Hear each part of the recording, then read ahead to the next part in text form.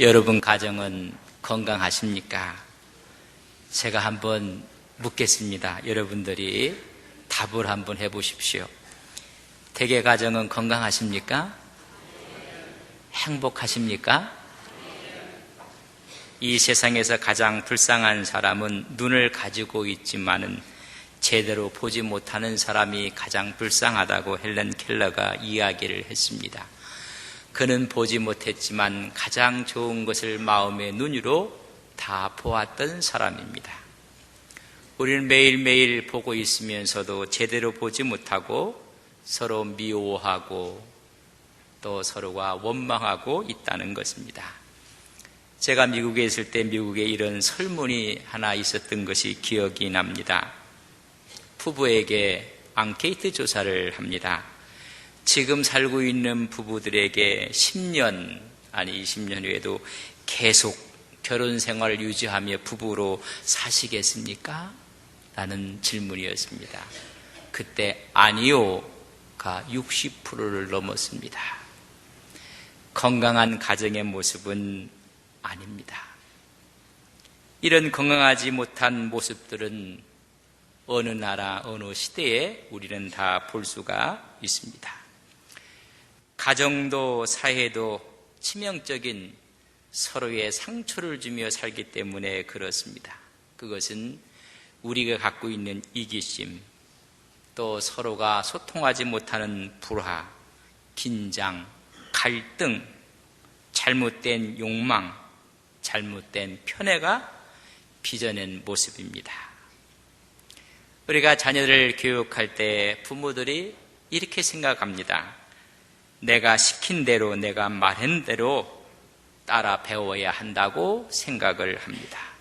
그러나 우리의 자녀들은 부모가 시키는 대로, 말한 대로 따라 배우는 것이 아니라 부모가 하는 모습을 보고 배웁니다. 즉, 귀로 듣는 것보다는 눈으로 보고 배운다는 말입니다. 부모가 다정하게 사는 모습을 보면 아이들은 행복을 배우게 됩니다. 그러나 부부들이 대립하고 갈등할 때는 그들은 불행을 느끼게 되는 것입니다. 그렇기 때문에 부모들이 사는 모습을 잘 보여줘야 되고 신경을 써야 하는 것입니다. 문제의 자녀들 뒤에는 문제의 부모가 있다는 말이 있습니다. 꼭 그런 것은 아니지만은 문제입니다. 오늘 본문의 말씀은 문제 많은 가정을 이야기해주고 있습니다. 여러분 어떤 문제가 있습니까? 가정에 이 집만큼 문제가 더 심각한 가정이 있나 여러분 비교해 보면서 오늘 우리 부모들이 우리 가정이 어떤 모습을 간직해야 될 것인가를 함께 나누고자 하는 것입니다. 오늘 한 가정의 이야기가 너무나 문제가 심각했습니다. 그것을 가감없이 기록해주고 있습니다. 그 집의 아버지는 이삭이었고 어머니는 리브가였고 큰아들은 에서였고 둘째 아들은 야곱이었습니다. 27장은 중요한 상속권에 대한 내용입니다. 다시 말하면 축복권을 주는 것입니다. 족장권을 물려주는 상속에 대한 이야기입니다. 여러분, 큰 회사를 운영하는 CEO들이 자기 다음에 누구에게 경영권을 물려줄 것인가에 대해서 고민이 많습니다. 아들들이 많으면 여러분 전쟁을 일으키기도 하고 서로가 고소 고발을 하기도 합니다. 옛날에는 왕권을 물려줄 때 세자를 누구를 세우느냐에 따라서 수많은 사람들이 살기도 하고 죽기도 하는 것입니다. 그거와 마찬가지로 하나님의 복, 하나님의 축복권을 누구에게 상속하느냐 너무나 중요한 이야기입니다. 오늘 이 중요한 이야기를 둘러싼 이 가정의 문제가 심각하게 드러나고 있습니다. 오늘 1절에 보면 이삭이 나이 많았다고 했고 2절에 보면 이제 늙어 어느 날 죽을지 알 수 없으니 내가 이 족장권을 상속해 주겠다는 것입니다. 축복의 권을 물려주겠다는 이야기를 해주고 있습니다. 눈이 어두워졌다고 했습니다. 여러분, 이삭은 40살에 결혼을 했습니다. 25장 10절에 보면 이삭이 리브가를 만났을 때 나이가 40이었습니다.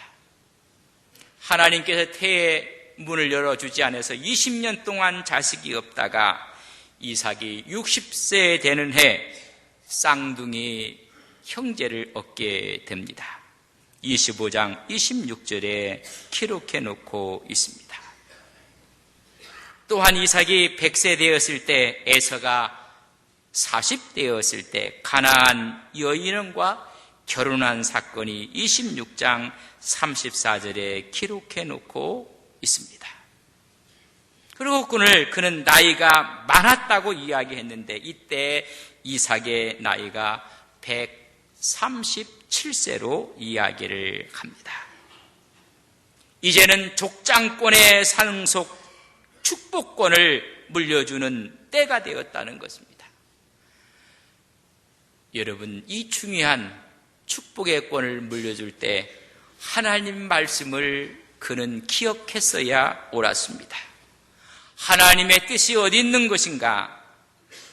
25장 23절에 보면 태중에 있을 때 하나님의 계시가 있었습니다. 큰 자가 어린 자를 섬기게 될 것이다. 이 말씀을 이삭은 무시하고 자기의 생각대로 축복의 대상을 큰 아들에게 물려주려고 합니다. 여기서부터 문제가 발단이 되었습니다. 일반적으로 임종을 앞두고 축복할 때는 공개적으로 했습니다. 온 가족 형제들을 불러 공개적으로 축복을 합니다. 야곱이 12아들을 다 모으라고 합니다. 창세기 49장 1절에 보면 공개적으로 축복을 하게 됩니다. 그러나 이 축복의 자리에 아버지 이삭은 큰아들 에서만 비밀리 부르게 됩니다. 이것이 부부의 갈등의 시작이 되었고 부모 자식 간의 축복 쟁탈권이 벌어지게 되었습니다. 큰아들 에서에게 아버지 이삭이 말합니다. 내가 가서 사냥을 하고 내가 즐기는 별미를 만들어 가져와라. 내가 실컷 먹고 죽기 전에 내 마음껏 축복하게 하라. 아버지는 별미의 힘을 빌려서 마음껏 축복하겠다고 이야기를 합니다. 하나님의 말씀에 근거하여 축복하는 것이 아닙니다. 별미의 마음을 빼앗겼습니다. 이 이야기를 뒤에서 어머니 리브가가 다 들었습니다. 다 듣고 나서는 자기가 사랑하는 둘째 아들 야곱을 불러서 염소떼 가운데 가서 좋은 새끼 2마리를 잡아서 갖고 오너라. 내가 그 2마리로 별미를 만들어서 내 손에 아버지께 드리게 할 것이다.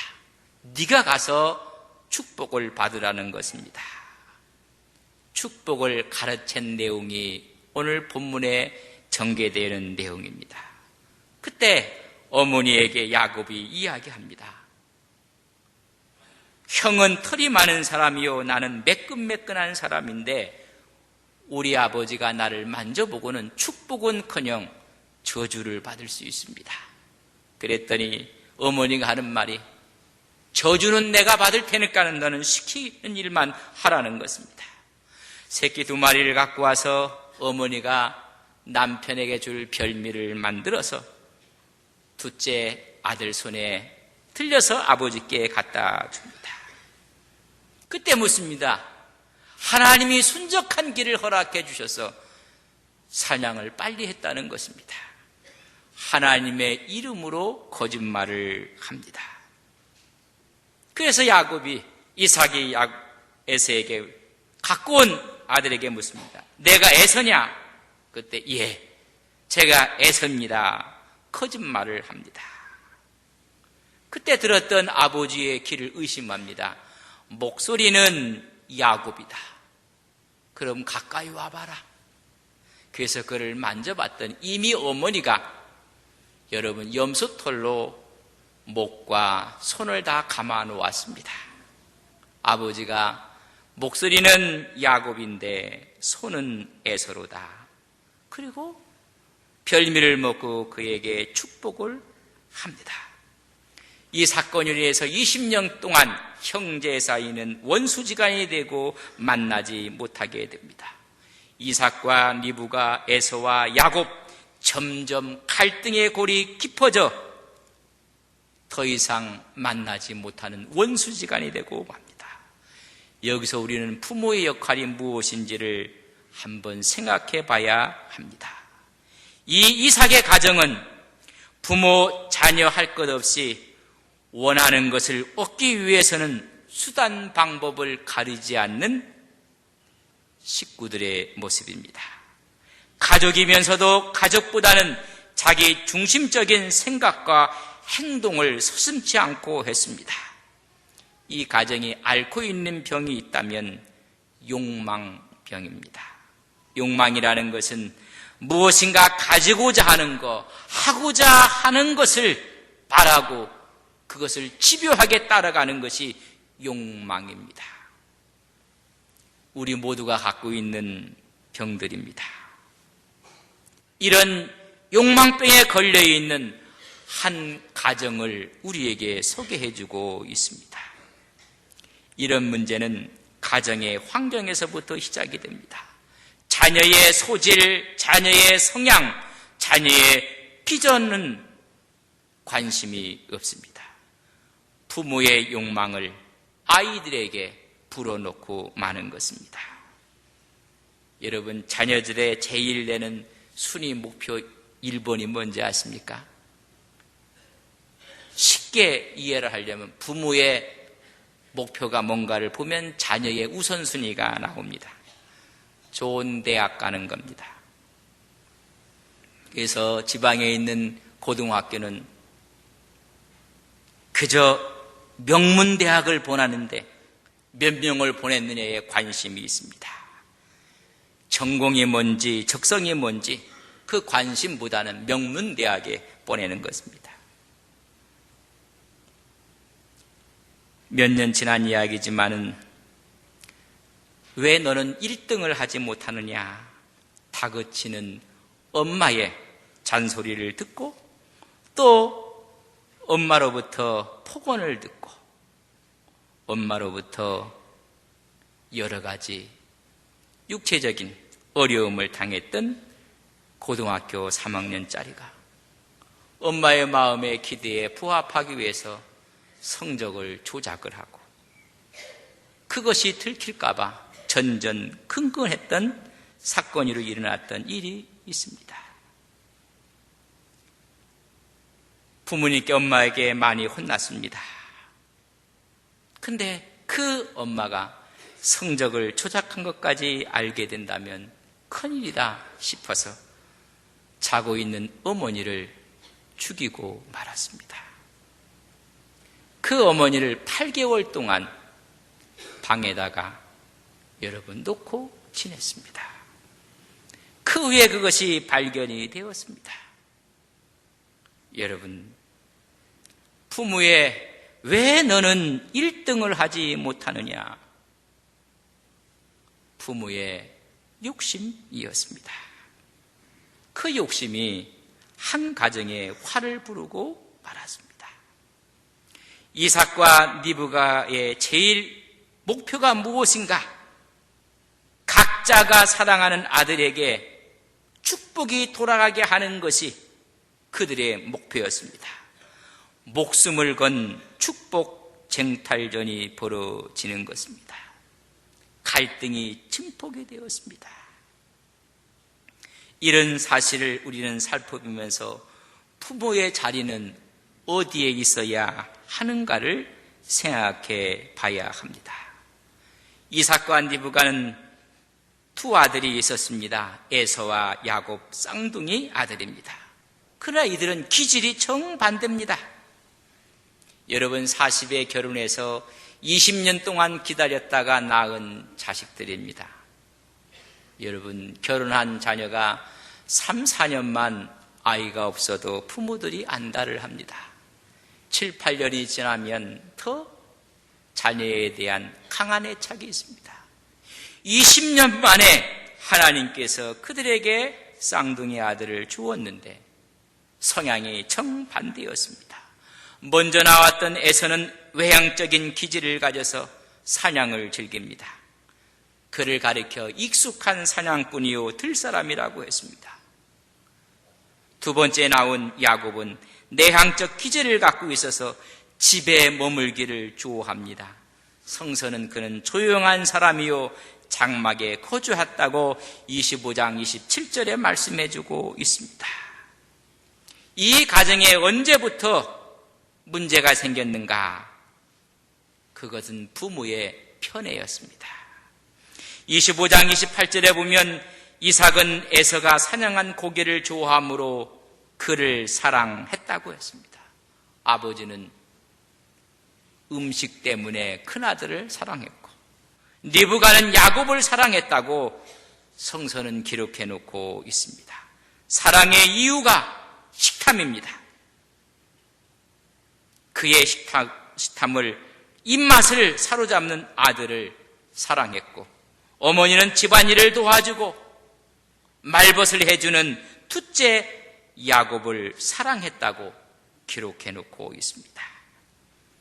아버지는 큰 아들을, 어머니는 작은 아들을 각자 품 안에 안고 각자의 욕망을 투영시키고 있습니다. 아버지는 먹는 것, 어머니는 말벗 톱는 것에 그들을 편애하면서 자기들의 욕망을 아들로 인해서 이루려고 하는 것입니다. 여기서 중요한 것은 하나님이 주신 말씀에 비추어 보고 자녀에 대한 하나님의 뜻이 무엇인가를 품고 부모들은 그들을 양육해야만 합니다. 무조건적인 편애가 독이 되고 말았습니다. 하나님의 뜻을 구해야 될 부모들이 하나님의 뜻을 구하지 않습니다. 25장 23절에 보면 큰 자가 어린 자를 섬기리라 하나님의 계시가 태중에서 있었습니다.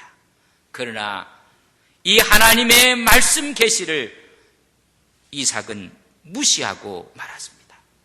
하나님보다, 하나님의 말씀보다 이삭의 심중에 내 중심적인 욕망이 더 강했다는 것입니다. 오늘 2절부터 4절의 말씀을 보면 내가 이제 늙었고 나를 위해서 사냥을 하고 내가 즐기는 별미를 만들어 내게로 가져오고 내가 죽기 전에 내 마음껏 너에게 축복하리라. 내가 계속 6번이나 기록해 놓고 있습니다. 여러분, 족장권에 대한 대물림입니다. 축복권을 주는 것이며 새로운 집안의 영적 지도자를 세우는 일, 경건의식입니다. 그러나 사사로운 식탐으로 이 사실을 뒤틀어 놓고 마는 것입니다. 얼마나 사사로이 자기 탐욕의 도구로 이 축복권을 물려주는데 사용하고 있는지, 이런 이야기를 해드리는 것을 미안하게도 생각을 해봅니다. 목회를 잘 하셨던 분들이 마지막 목회의 대물림을 하면서 사사로이 후임에게 넘겨주는 일이 종종 있었고 그것이 사회의 문제가 되고 말았습니다. 내 아들이기 때문에, 내가 아들처럼 키웠기 때문에, 내가 잘 알기 때문에 사사로운 관계의 욕망으로 지도권을 물려주었습니다. 그릇된 욕망으로 이성의 균형을 잃어버렸고 그릇된 판단이 진리처럼 생각하며 목회 후임자에게 넘겨줬던 일들이 오히려 사회에 어려움과 무리를 일으킨 적이 한두 번이 아닙니다.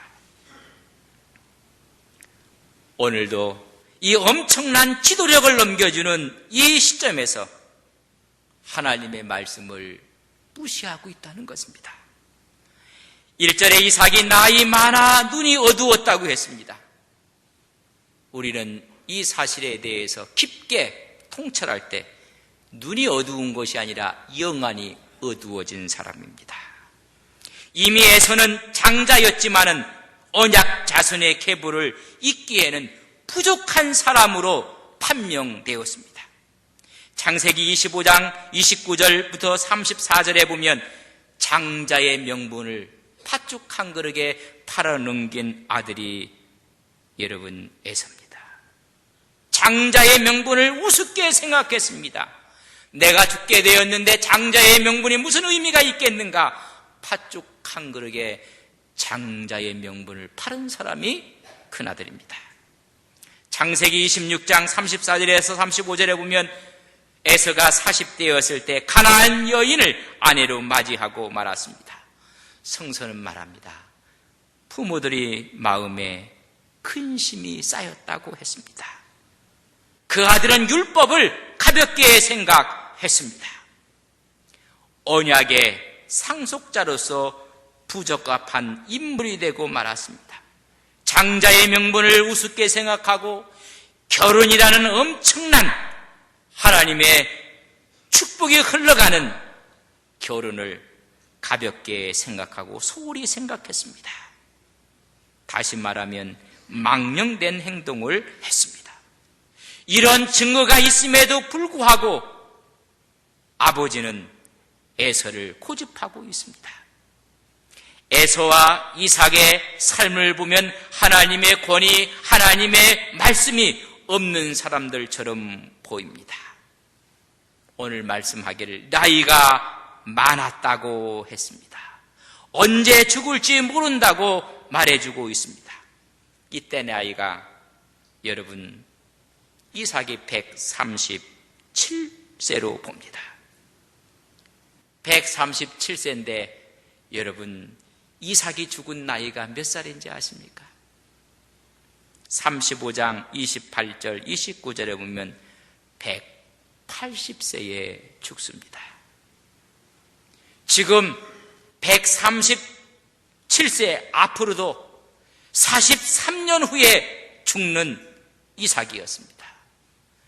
그럼에도 불구하고 내 나이가 많아서 죽게 되었다고 합니다.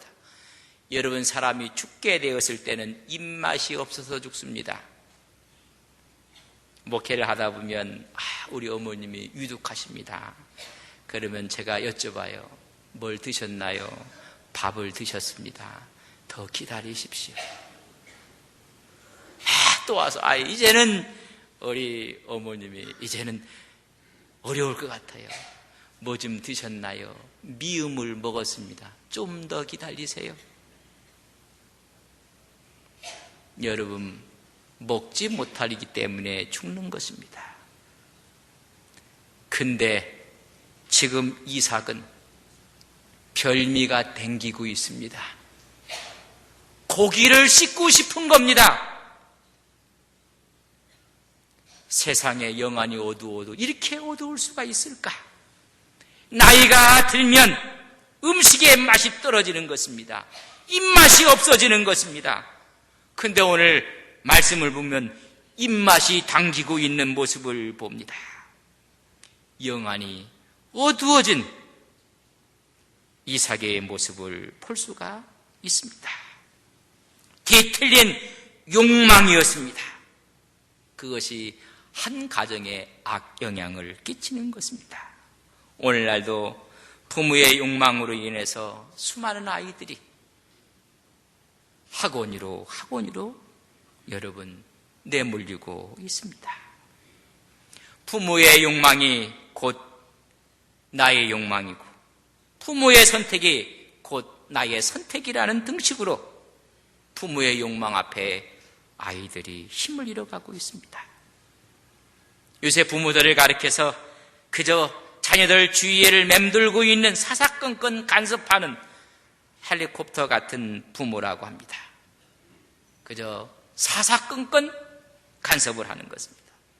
자녀가 다 커서 이제는 독립해야 되는데도 캥거루 자녀로 만들고 마는 것입니다. 신문을 보면서 이 말씀과 딱 떨어지는 건 아니었다 할지라도 개연성이 있어서 설명을 해드립니다. 초등학교를 졸업했습니다. 부모들이 미국으로 유학을 보냈습니다. 미국의 동부의 명문 중학교, 고등학교를 나와 졸업을 했습니다. 대학까지 졸업을 시켰습니다. 10년이 넘는 유학 시절을 마무리하고 한국으로 돌아왔습니다. 자리가 없습니다. 인턴 사원으로 월 150만 원, 수많은 돈을 들여서 유학을 시켰는데 기사 내용에 이렇게 타이틀을 잡아놨습니다.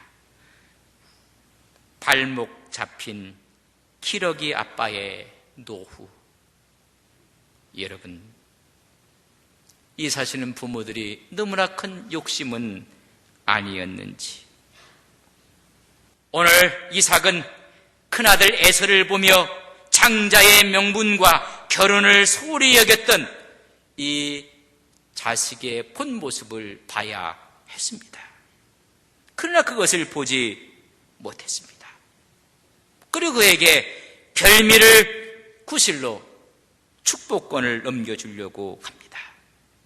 하나님의 계시도 여러 가지 증거도 그에게는 아무 의미가 없었습니다. 영안이 어두워진 증거입니다. 에서만 은밀히 불러서 그에게 실컷 먹고 축복하고 죽으려고 했는데 성서는 40년을 더 살게 된 이삭의 모습을 우리에게 보여주고 있습니다. 사실 민감한 일일수록 공개적으로 진행해야만 합니다. 그래야 뒤탈이 없습니다. 이삭은 편애 때문에 가족 구성원의 전체 질서를 무너뜨리고 말았습니다. 가정의 질서는 서로에 대한 존중과 이해에서 나오는 것입니다. 자녀들에게 동등하게 대우해야만 되는 것입니다. 그러나 비밀스럽게 그의 식탐으로 말미암아 큰 아들에게만 기회를 주었습니다. 만약 자녀들이 받아들일 수 없는 부분이라면 부모들은 그것을 이해할 수 있도록 설득하고 설명하고 수용할 수 있도록 만들어야 합니다. 그러나 이삭은 잘못된 편애로 말미암아 하나님의 말씀도 무시하고 아들의 잘못된 행동도 보지 않았습니다. 그의 어머니 리브가도 야곱에 대한 편애 때문에 가정의 비극을 스스로 만들고 말았습니다. 은밀한 드라마가 시작된 것입니다. 거짓과 속임입니다. 염소를 잡고 둘째 아들을 가장을 하고 털로 꾸미고 아버지 앞에 거짓과 속임으로 나가게 만들었습니다. 이런 사건이 있은 후에 사냥하고 돌아왔던 에서가 통곡을 하고 있습니다. 내 축복을 다 빼앗았다는 것입니다. 27장 41절에 보면 그의 아버지가 야곱에게 축복한 그 축복으로 말미암아 에서가 야곱을 미워하여 심중에 이르기를 내가 내 아우 야곱을 죽이리라. 미움과 살인이 그 가정 속에 들어오게 되었습니다. 살인의 마음이 그들을 엄습하고 만들었습니다.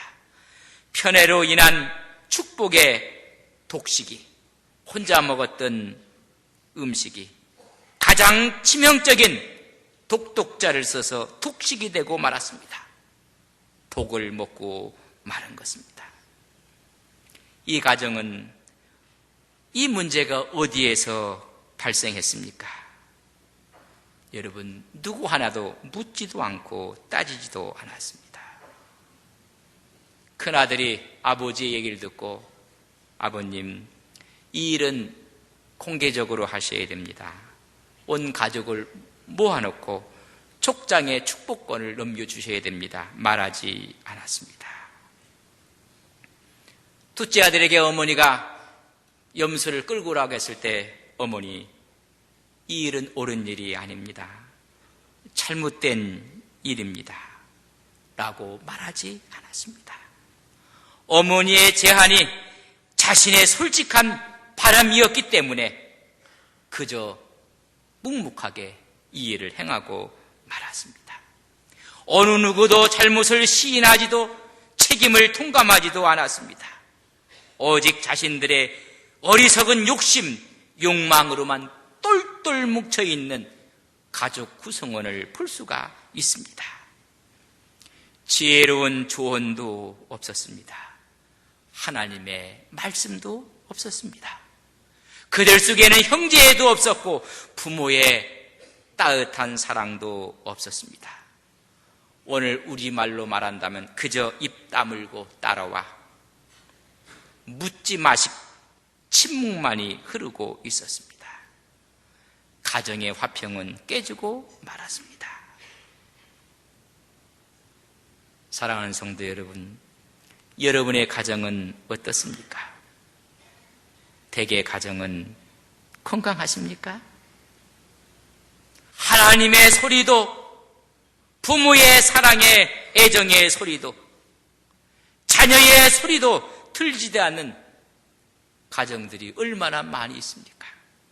이삭의 가정은 하나님의 소리가 들리지 않았습니다. 사랑하는 부모들의 소리도 없었습니다. 오늘 이 시대에 살고 있는 우리의 가정은 하나님의 소리가 들려주고 있습니까? 부모의 따뜻한 애정의 소리가 살아 있습니까? 건강한 가정, 하나님의 뜻이 우리의 욕망을 이기는 가정이 건강한 가정입니다. 하나님의 뜻을 먼저 찾는 가정이 건강한 가정입니다. 이삭은 축복하기 전에 먼저 하나님의 계시를 생각했어야 옳았습니다. 하나님의 뜻을 찾아야 옳았습니다. 그리고 이삭은 별미가 아닌 기도의 마음을 두어야 했습니다. 가문의 지도권을 넘겨주는 그 자리에 그는 기도하고 금식했어야 옳았습니다. 그러나 그의 관심은 별미였습니다. 여러분, 우리는 어떻습니까? 우리 스스로가 하나님의 뜻을 무시하고 하나님 뜻보다는 별미에 더 관심을 두고 있지는 않습니까? 자녀들에게 중요한 게 예배다, 하나님께 예배하는 것이다 라고 이야기합니까? 아니면 별미를 얘기합니까? 너는 중요한 게 대학 가는 거야, 공부야, 너는 지금 직장을 얻는 거야, 결혼하는 거야, 너는 빨리 집을 마련하는 거야. 하나님의 뜻보다는 이런 별미에 관심이 더 많이 가 있지 않습니까? 교회 내에서도 하나님의 뜻, 하나님의 생각보다는 내가 이번에 직분을 얻어야 돼, 내가 자리를 하나 얻어야 돼, 명예라는 별미에 관심이 더 있지는 않습니까? 오늘 이삭은 하나님의 말씀에, 기도에 관심을 둬야 될 텐데 별미에 관심을 두고 말았습니다. 오늘 자녀들이 부모의 마음을 흡족하게 하지 못할 때가 많이 있습니다. 그래서 부모들은 자녀를 다 파악했다고 합니다. 그래서 자녀에 대해서 파악이 다 끝났어요. 그래서 무슨 말 하면 공부해라, 공부해. 또 무슨 말은 딴소리 하지 마라. 또 놀려하려고 하지. 게임하려고 하지.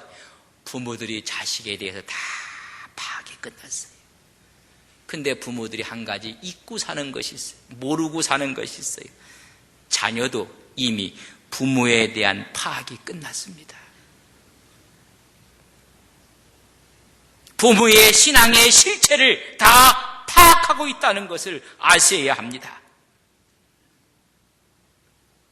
부모만 자녀를 파악한 것이 아닙니다. 자녀들은 부모의 욕심을, 부모 욕망의 속내를, 부끄러운 민낯을 다 파악하고 있다는 사실을 부모들이 모르고 있습니다.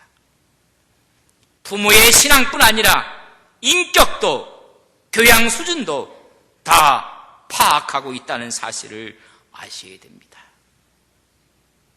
이것이 또 다른 우리의 가슴 아픈 비극입니다. 그렇기 때문에 자녀들이 부모에게 묻지 않습니다. 엄마, 아빠, 내가 어떻게 살아야 할까?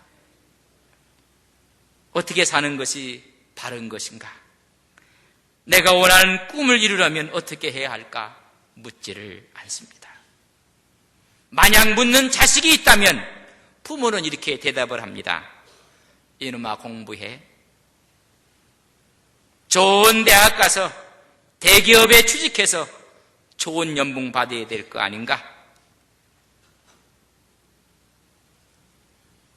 이미 우리는 이렇게 되어진 사회 현실 속에 있습니다.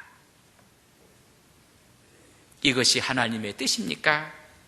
부모의 욕망이십니까?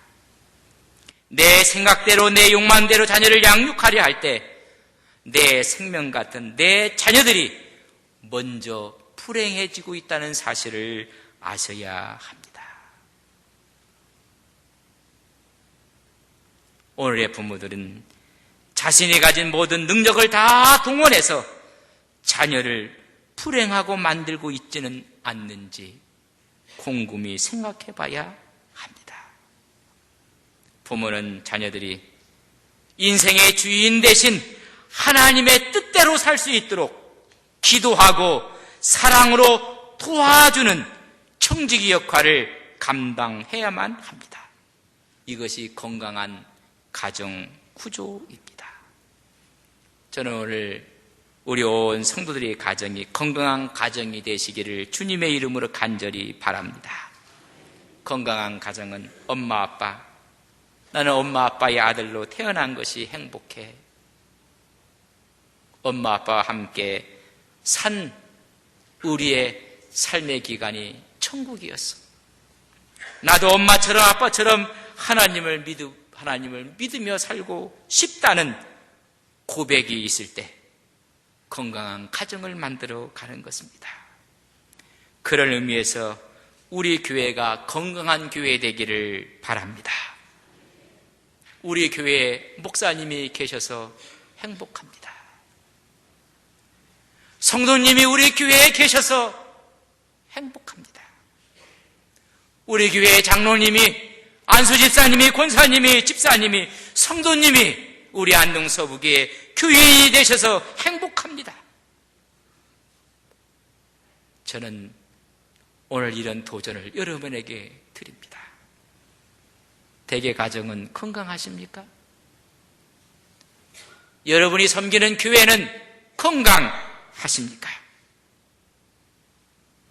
내 욕망이 아니라, 별미가 아니라 하나님의 뜻과 하나님의 계시 앞에 순종하며 살아가는 믿음의 거룩한 종들이 되시기를 주님의 이름으로 간절히 원합니다. 하나님, 우리의 가정은 하나님의 뜻이 우선되는 믿음의 가정 되기를 원합니다.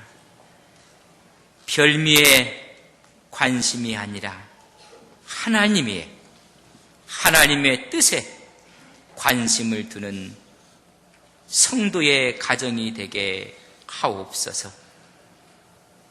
하나님보다, 예배보다, 신앙보다 공부, 취업, 결혼, 집, 교회의 직분, 하나님 다 별미에 관심이 있는 우리의 모습은 아닙니까? 하나님의 뜻이 무엇인지 하나님의 말씀 앞에 다시 한번 우리의 신앙을 점검하며 건강한 가정으로, 건강한 교회로 하나님 앞에 우뚝 서는 우리의 모습들이 되게 하옵소서. 예수님의 이름으로 기도 올리옵나이다. 아멘.